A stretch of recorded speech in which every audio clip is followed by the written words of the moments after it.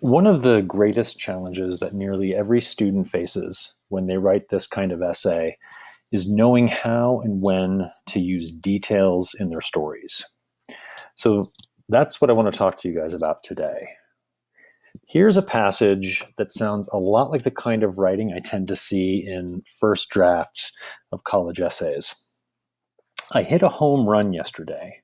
I've never felt so good in my life. My teammates finally appreciated me because I won the game, and I'm glad all the hard work paid off. I realized what it meant to succeed. Now, on the surface, this passage contains the basic elements of a personal narrative essay. It's got a realization or epiphany. I realized what it meant to succeed, and an example that tries to illustrate that point or lead us to it. Okay? Hitting a home run and being appreciated by his teammates. But let's compare this version with a later revision. Okay? We were tied 4-4 in the ninth inning with barely enough sunlight for another at bat. I looked at a strike. On the next pitch, I tightened my core, swung the bat low, and felt it make contact in the middle of the ball. I was almost to second base by the time it crashed into the scoreboard beyond the right field fence. My teammates greeted me at home plate with the obligatory dog pile. Now, if I asked you which of these is a better story, you probably wouldn't hesitate to choose the revision on the right. And if I asked you why, you'd probably say something like, well, it has more details. And you'd be right. But why do the details matter? Why do the details make for a better story? And more importantly, why do they make for a better essay? If you've ever heard the writing advice, show, don't tell, and even if you've never been told that, you may be familiar with that piece of advice. If you know it, if you've heard it, then you might recognize the version on the left as an example of telling. What this means is that what this means is that the writer is simply telling us what happened and how he felt.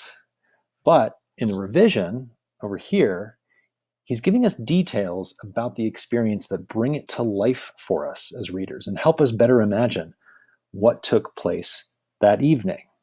Let's break this down a little bit. So in the telling version, the writer tells us that he hit a home run yesterday, and he tells us that he never felt so good in his life. But you'll notice that in the showing version, the writer never actually uses the phrase home run, and he never says that he felt good. Okay? Instead, we get details like this. We were tied 4-4 in the ninth inning, and that there's barely enough sunlight for another at bat, and that he looked at a strike. And so what are these details doing? Well, they're raising the stakes. They're showing us what's at stake for this writer. It was a tie game, ninth inning. This is the end of the game, and he looks at a strike. So he's already got one strike against him. Okay. We get this detail here that he hit the ball. He felt it make contact in the middle of the ball. Okay. That, if you're not at all familiar with baseball, that's a good thing, right? That's a good feeling to have. You know, when you have that feeling that the ball's going to go pretty far. Okay. And this other detail here that the ball crashed into the scoreboard. Okay.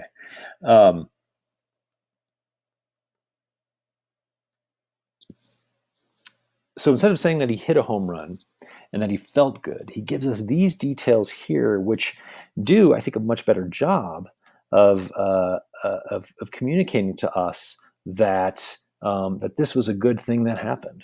Right, the stakes were pretty high, as we know here, but he had a good feeling, and this word "crashed" just drives this image home in a really, really powerful way. Here's another one. In the telling version, he just tells us that his teammates appreciated him finally, for what he had done. But in the showing version, in the revision, He doesn't use the word appreciated. Instead, he shows us what his teammates did to show their appreciation. They greeted me at home plate with the obligatory dog pile. Okay.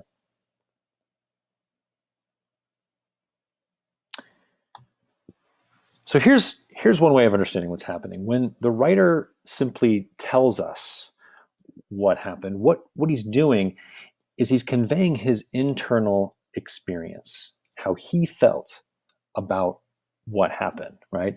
He never felt so good. His teammate, he felt appreciated. He was glad that all the hard work paid off, right? He realized what it meant to succeed. He felt successful. Okay? Those are things that that's what's happening inside of him. Okay, it's what he's feeling. But the problem, right? The problem with this is that we, as readers, we can't feel what he felt because we're not him, right? He's the one that's experiencing this internally, but we're not him. And we weren't there to see what happened, right?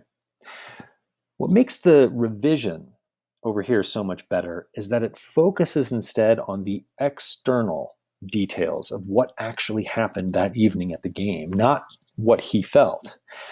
What this does is it gives us, the readers, something that we can picture in our minds. Now, we weren't there that night, but now we have some pictures in our minds, and it's almost like we are there now. And so we don't need to be told that he hit a home run because we pictured the ball crashing into the scoreboard. We know it was a home run. We don't need to be told that his teammates appreciated him. We can picture the dog pile, so we know that they did. Here's how or why this happens. Okay?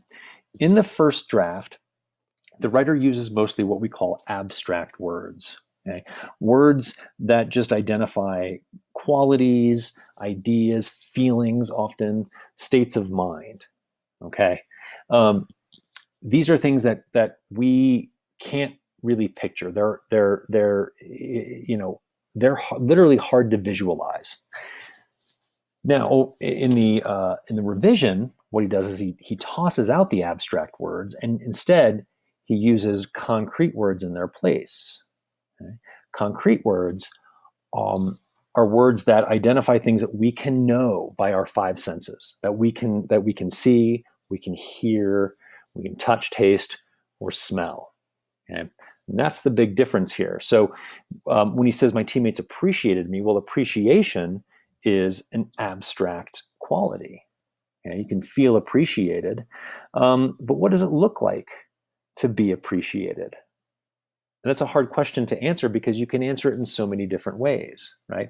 But over here, instead of saying that he felt appreciated, he gives us concrete details that show us that his teammates appreciated them. They greeted me with the obligatory dog pile. Okay? Well, what's a dog pile? There's really only one version of that. Okay, a dog pile is a dog pile, and I can picture that almost immediately in my mind. I can see his teammates just piling on top of him, and I know that in doing so, they're showing their appreciation. Now, abstract words are really hard for us to picture in our minds, partly because we all tend to define these differently, or we have our own associations with these words. But concrete words are words that speak immediately to our physical senses. And when we read them, we almost experience them at a sensory level, and that makes them much easier for us to picture in our minds. So the first principle of using details effectively is this: details should be concrete. Let's do another example. The basement was scary, and I was afraid to go down there by myself. What exactly is wrong with this detail? Well, as you may have spotted by now, this sentence tells us that the basement was scary, but what is scary for you might be different from what I find scary. I'm telling you that I was afraid, but why? What was I afraid of?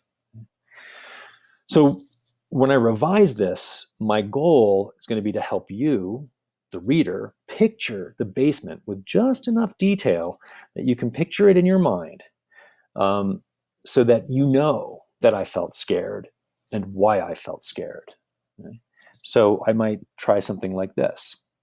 The only source of light in the basement was a single hanging bulb shrouded in cobwebs at the bottom of a creaky wooden staircase.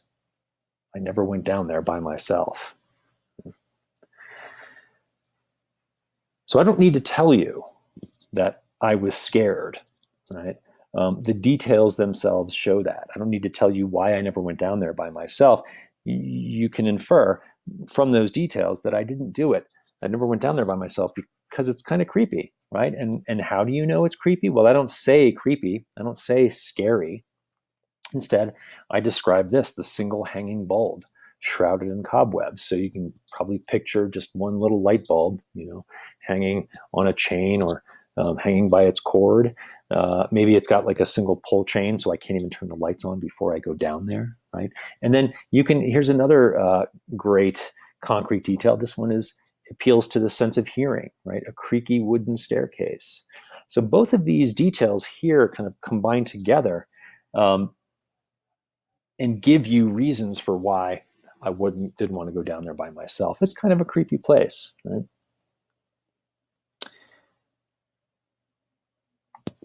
Here are some other abstract words that you want to look out for when you're writing, or especially when you're doing like a personal narrative essay. You're writing descriptively. You're trying to use detail. The problem with some of these words is that they're relative. Okay? For example, tall and short. Right? If you're describing somebody in your personal narrative essay and you say that they're tall, well, I'm 6'2", and so for me, tall is going to be like 7 feet or more, right? But if your reader is less than 5 feet tall, then tall for them might be 6'2". It might be 6'3". So it's hard to just rely on words like this: tall, short, brave, cowardly, smart, dumb, by themselves, because what your reader ends up picturing might be different from what the real case is. Okay, and so if they're picturing something different, then that's actually going to make it harder for them to relate to your point. Yeah. Also, here are 3 words that you should never ever use in an essay, including a personal narrative essay. Not only are these words abstract and relative, they're also overused to the point of being meaningless. For instance, did you know that incredible literally means unable to be believed? But of course, we often use it as a synonym for things like amazing or really cool, right? Awesome literally means filled with awe. But when I use it to describe, that season finale of that show I love, or a funny joke, or that breakfast burrito from Little Anita's that I had this morning, when I describe those things as awesome, I don't literally mean that they filled me with awe. I just mean they were really good. I liked them a lot. Right? So please don't let me read these in your essays. Right? Okay, let's take a look at how a couple of the model essays that we've read use concrete details. I want to start with A Wider Lens, the first one that we read here, Wider Lens by Jillian. And I found a few places I just want to quickly talk about. The first example of this, how Jillian uses concrete details effectively, is in paragraph 3. Okay, right here, she says, for the majority of my childhood, I felt ashamed by my prosthetic eye, purposely pushing my hair toward the left side of my face and avoiding all eye contact that surpassed 10 seconds. Now, this sentence actually tells and shows all together, and I think that's actually really effective. First, she tells, for the majority of my childhood, I felt ashamed by my prosthetic eye. Okay? There, that word ashamed, that's a telling word. It's an abstract feeling. Okay, the way that she shows or feels ashamed is going to be different, perhaps, from the way I might feel ashamed. Okay? But then the remainder of that sentence gives us the concrete details that we can picture. She purposely pushes her hair toward the left side of her face, okay, to cover up that eye, avoiding all eye contact that surpassed 10 seconds. Okay, so these two things, these two details here show us her hiding from other people, hiding her eyes from other people. Okay? In fact, I would say even if she had not told us that she felt ashamed, these details themselves, just by themselves, might have done the trick. Okay? Here's another example in the last paragraph on the first page. Within a matter of days, I discovered that my host family was the complete antithesis of the negative characteristics I had originally associated with the swastika. Okay? Well, that is a telling sentence right there. Okay? That they were the antithesis of those negative qualities she'd associated with that symbol. Okay. Well, what does that mean? I mean, that's really, really vague. That's really abstract. What is the antithesis of negative characteristics? Okay. What did they do, for example? Okay. So then really the next few sentences are kind of a series of details that show us how they kind of were the exact opposite of what the swastika as she knows it. They took me to lavish weddings and temples and taught me how to cook Indian cuisine. Okay? I can kind of picture that, right? A lavish wedding, the temples. I can picture her cooking Indian cuisine. My host mom showed me the traditional techniques to create art, and we shared many laughs at my many failed attempts at bargaining with market shopkeepers in Hindi. Okay, so she doesn't go on to elaborate on the stories of their conversations that she had with these shopkeepers, right? She doesn't tell us, about the different traditional techniques that she used. I'll talk more about that. Those would be distracting details, but she kind of tosses these in as just examples of how what made them the antithesis of the swastika. Yeah. She says, I'd fallen in love with my host family and their vibrant culture. Okay. If you just quickly, kind of as a thought experiment, imagined her not including these sentences here and going right from my host family was the complete antithesis of the swastika to by midway point in my program, okay, for example, this. Okay. What if the paragraph looked like this? Well, it would be a much more economical paragraph, but the problem is we really wouldn't know why she fell in love with her host family, and we really wouldn't have any kind of association with their vibrant culture. Okay? So what those details do is they give us just kind of a couple of things, a couple of concrete examples of their vibrant culture, and they show us, why they help us understand why she fell in love with them. Last example here is on the second to last paragraph. Okay, and I talked about this one in one of my previous videos. This comes at the end of her conversation with her host mom about the swastika. She finally decides to confront her about this and tells her, what that symbol means in the United States, what it means in the West. And then the host mom does this. Okay, so Jillian points out that she has wide eyes and a furrowed brow. With wide eyes and a furrowed brow, she answered, a hate symbol? No. We believe the swastika is a symbol for peace and good fortune. Okay. She could have just said something like this. My host mother looked confused. She answered, a hate symbol. But she never says she looked confused. She doesn't tell us until here that she was confused. But we know from these two details that she was confused, maybe a little bit shocked at learning that this was a hate symbol. Okay, so her wide eyes and her furrowed brow show us that she was confused. Okay? And I think they do a much better job of conveying that confusion. Because again, confusion is an abstract word. And, what I find confusing, what I associate with that word is going to be different maybe from what Jillian associates it with. But we all tend to kind of know what confusion looks like when somebody shows it on their face. Okay. Let's take a look at life lessons at Dunkin' Donuts. Okay, I'm going to quickly go over to that one.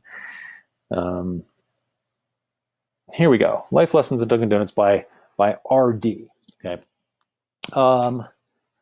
Okay, first, we have this telling sentence in the very beginning, his topic sentence. He says, my summer job at Dunkin' Donuts has taught me many things. Okay, so this you could kind of look at as an example of, telling. Okay, now the sentence that follows that, I should say the next couple of sentences that follow that, actually give us some concrete details that show what that experience has taught him. Okay, after scooping more than 800 ice creams and making more than 1,200 cups of coffee, so we get this great active verb here, scooping more than 800 ice creams. Okay, so not just making ice creams, but scooping them, not just lots of ice creams, but 800 or more than 800. So that's a nice concrete detail. Making more than 1,200 cups of coffee. Okay, so he's not just saying after serving or preparing over 1,000 different items on our menu. He gives us two specific items: the ice creams and the coffee. Okay? I've become an expert at serving all our specialties really fast. Then he says the commuters running to catch their trains and the little league teams coming in for a treat after a game can count on me and my colleagues to fill their order quickly. So here, he doesn't just say our customers can count on me and my colleagues to fill their order quickly. He gives us specific customers: the commuters running to catch their trains, so they're in a hurry; the little league teams coming in for a treat after a game. Okay, so that's a different kind of customer. They're there for a different reason. Okay, but no matter who the customer is, he's going to fill their order quickly. Okay, so those are just kind of two ways here in which he expands on this kind of basic general statement with some concrete details. Okay, here's another one here. Dunkin' runs on the energy of low-paid, hardworking people. And now, of course, this is his kind of main point, or his main thesis of the essay. And the next three body paragraphs go on to give examples of low-paid, hardworking people that really are what keep Dunkin' Donuts afloat. Okay, the first of which is Alfredo, his supervisor. Okay? Now, what he's trying to show here with Alfredo, and later with his example of his coworker Jackie, is that they are low-paid, hardworking people. So, what details does he give us that shows us that he is low-paid and hardworking? Well, the first, you could say, he's an immigrant from Mexico who works. Oops, let me just change that real quick. Who works 2 shifts at 2 different Dunkin' Donut stores. Okay? So 2 shifts at 2 different Dunkin' Donut stores. That's a lot. Okay? That is 2 full-time shifts, and he has to go to another store to do that. So right there, that by itself, he's pretty hardworking. Okay.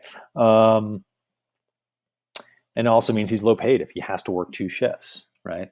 Let's see. Also, he takes care of his young daughter, right? He shows tolerance and understanding when the writer here is making a mistake. Sorry, I just want to be able to associate these with the same idea. And so when he gets to the end of this, you know, he mentions hard work again, right? But he also says that he had so much respect for his work ethic and his values. And so his, you know, these things like having work ethic and values, those are abstract ideas, but now we know what he means by that because he's working so hard to take care of his young daughter. So clearly he's got values, right? He is an immigrant from Mexico who has to work 2 shifts at 2 different Dunkin' Donut stores. So he's, you know, he's underpaid and has to work really, really hard just to support his family. Okay. Here's another kind of telling statement. When he's talking about his coworker Jackie, he says, "My stress seems so minor compared to all of her daily pressures." Okay. But what are her daily pressures? Right. Well, Jackie. Well, for one, she works 80 hours a week. Okay. Um,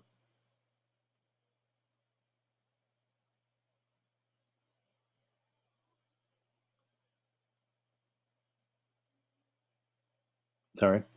She works 80 hours a week um, to support her 16-month-old daughter. She's only 20 years old and is doing all of this. Okay, so that's another detail there. She has many expenses. Now, he doesn't just stop at many expenses. He gives us 3 examples of those expenses. Okay, um, rent, car payments, babysitter. Right. She counts on her overtime salary to make ends meet. Okay, that's another example of uh, of this point that she has daily pressures, right? So we get all of these great concrete details that show her daily pressures. And so, when he gets here, he says, I feel a little sheepish when I ask her to let me leave work early to study for exams. So that's another kind of, I can picture that. I can picture him asking that, right? I can picture him studying for exams. And so that's his stress. And so now I really have a good image in my head of how his stress seems relatively trivial compared to her stressors right there. Okay, so I'll kind of end it there. You get the idea. But this essay, it's a different, it has a different structure than some of the others that we've seen, but nevertheless, it still uses some concrete details to make its point there. Okay. Okay. Let's head back to the slides real quick. I want to shift gears just a bit and talk about another problem that students often run into when they try to use detail. And I want to use the essay we just looked at as an example. Okay, so here's the point that RD is trying to make in his essay about working at Dunkin' Donuts. Dunkin' Donuts employs people, or Dunkin' Donuts employees are low-paid, hardworking people. Okay, that's part of the point that he's trying to make. But that, we just talked about that. That's one thing he's trying to prove by describing the examples of the people that he works with. Okay, and his first example is Alfredo, his supervisor, and the details that he gives us about Alfredo here that try to show how he's low-paid and hardworking are these. He's an immigrant who speaks little English, but he's patient in training him. He works 2 shifts at 2 locations. He supports his young daughter. Now, let's suppose for a moment that RD, the writer, had added a couple of other details here. And let's suppose he described Alfredo's physical characteristics. Let's say Alfredo has closely cropped hair and broad shoulders. Okay. Let's say that he tells us that Alfredo likes to call his daughter and tell her knock-knock jokes during his breaks. Now, these are all fairly concrete details. I can picture his cropped hair. I can picture broad shoulders, right? I can see him on the phone with his daughter telling her knock-knock jokes, right? But which of these details here in our list, which of these details help him make his point here most strongly? Okay. Which of these details would get in the way of that? Okay. Well, I would say the details that he actually includes here are probably the ones that make his point the most strongly, right? An immigrant who speaks little English but is patient. It kind of shows that he is a hardworking person. 2 shifts at 2 locations certainly means he's hardworking and shows that he's also paid very little since he has to work 2 shifts. He supports his young daughter, shows us his values, but also helps us understand why he's working so hard, right? But these added details here they don't actually speak to the point at all, right? So describing him physically wouldn't really be relevant, right? It might help us picture Alfredo, but we don't necessarily need to picture what Alfredo looks like because that's not the point. It's what Alfredo does, right? It's his habits at work that kind of speak to the point here, right? Now, this is a really sweet image, and this would calling his daughter, telling her knock-knock jokes, that would tell us something or show us something about who he is as a father. But that's not the point of the essay. It's not Alfredo as a father. It's Alfredo as a worker, as a Dunkin' Donuts employee. Okay, so fortunately, RD didn't add superfluous details like these. Otherwise, it would have been like those filler words that we've been working on eliminating from our sentences. They just would have distracted us from the main idea. They would have gotten in the way. So the second principle of using details effectively is this: details should be relevant. They should be relevant to the point you're making in the whole essay. They should also be relevant to maybe the supporting point that you're making within that paragraph. Okay. And again, this is one of the biggest mistakes a lot of students make, is they think they have to describe everything. They have to like recreate the entire scene of the story that they're telling, and that's not the case. Okay, I can't tell you how many essays I read that are just weighed down by a ton of superfluous details. Okay, so choose those details specifically. I would say think about what point you're trying to make, or think about what the point of that paragraph is, and then think about what are the most relevant details to that point. Okay, which details help me to show that point, and which details are just things that I remember, but that the reader doesn't really need to know about. Yeah. Okay, now before we end this lesson, I want to talk about one more thing. Sometimes students try to use a concrete detail, but what they end up with is something like this. Walking into the room full of strangers, I had butterflies in my stomach. Okay. Now, at first glance, this looks like a concrete detail. Okay? I can picture butterflies, and I can kind of see them flitting around. I can even picture a stomach. A stomach's a concrete object. And I might, if I tried really hard, be able to imagine butterflies flitting around inside of a stomach. Okay? But that is not what the writer wants me to imagine. And people who use this cliche, and this is a cliche, you probably have already called it that in your head. People who use this cliche don't expect their readers to imagine a stomach full of butterflies. That would be weird and kind of gross. They use it instead to indicate that they were feeling nervous. And most of us, when we hear butterflies in my stomach, we immediately replace it in our minds with nervous. Okay, and I say immediately, it's almost like as we're hearing it, we know. It's like we hear the word nervous. Okay, and that's actually the real problem with cliches, guys. They're often just a synonym for an abstract idea. And we know now that abstract ideas don't do a good job of showing, of helping tell stories. So these cliches aren't meant to be imagined concretely. And here's another example. I've been writing for 6 hours, so at 3 a.m, I threw in the towel. Now, many of you might not realize, but this cliche, throwing in the towel, actually comes from the world of boxing. Okay? When boxers are losing or just getting beat down, their managers might literally throw their towel into the ring, and that is an indication that they forfeit, they give up. Okay, and then the other guy wins. So throwing in the towel is kind of a concrete thing, but most of us, at least if we don't know where it comes from, we can't really picture it. And if we picture a towel being thrown, and we're like, what does that actually mean, right?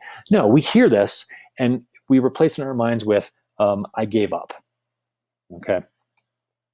Here's the last one. I had held on to the secret for too long, and I needed to get it off my chest. Okay. Of course, getting a secret off your chest means telling somebody, right? But if you think about it literally, right? Like I have to, it's like, it's supposed to be this like weight on your chest, and you just want to get the weight off of your chest. But nobody pictures that. Nobody pictures something coming off of their chest, right? And the relief that follows. No, we just mean, we instantly know that it means I needed to tell somebody. Okay. By the way, and I can share this with you guys if you're interested, but there have actually been studies done on what cliches do in the brain when people read them. They're part of studies of what happens in the brain when we read. But in at least one study, when people read cliches, the brain, the part of the brain that shows activity, right? Like creates meaning and imagines things as you read, that part of the brain actually just didn't do anything. So there were like no readings. Okay, so what that means is that when you encounter a cliche, you're not even thinking. Your brain's not even working. So when you give somebody a cliche, you're inviting them not to think. Okay, which is like the worst thing you can do as a writer is make your reader just not think. Okay. So here's my last principle for today. To use detail effectively, avoid cliches. So what should you do instead of using a cliche? Because chances are you're gonna end up using one, or you're gonna see one in our workshop. Okay, so if somebody says, "Hey, this is a cliche," what do you do to change it? Well,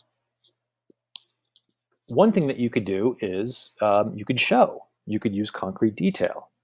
Okay, so instead of saying, I'd been writing for 6 hours, so at 3 in the morning I threw in the towel, you could say, I'd been writing for 6 hours, so at 3 in the morning I closed my laptop, turned off my desk lamp, and collapsed on my bed. You don't even need to say, I gave up, because that's what you're showing here.